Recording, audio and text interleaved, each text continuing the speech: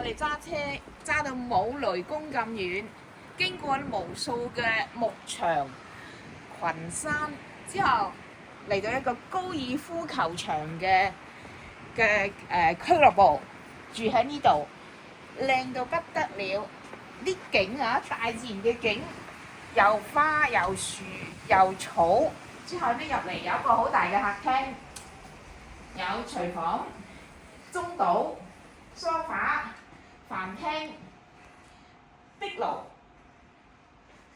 可以燒火嘅真燒火。之後陽台推出喺個落地玻璃嘅陽台，望到嘅係群山。下邊呢獨棟嘅別墅，我哋都係一棟別墅。之後呢，有兩個客房，兩個洗手間。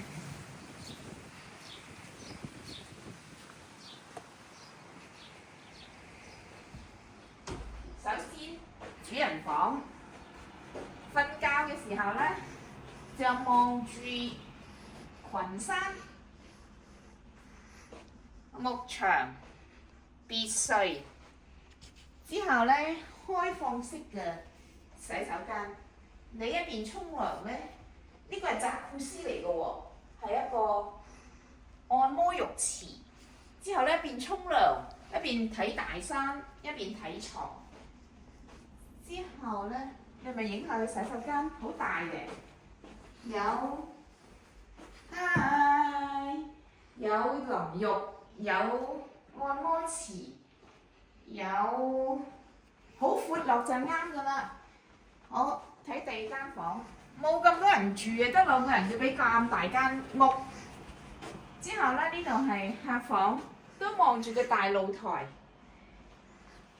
之後呢，好大一張床。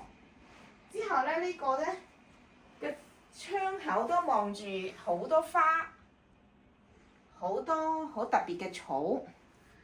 之後呢，好大間啊都。有廁所呢，雖然冇扎庫斯，都好大嘅一個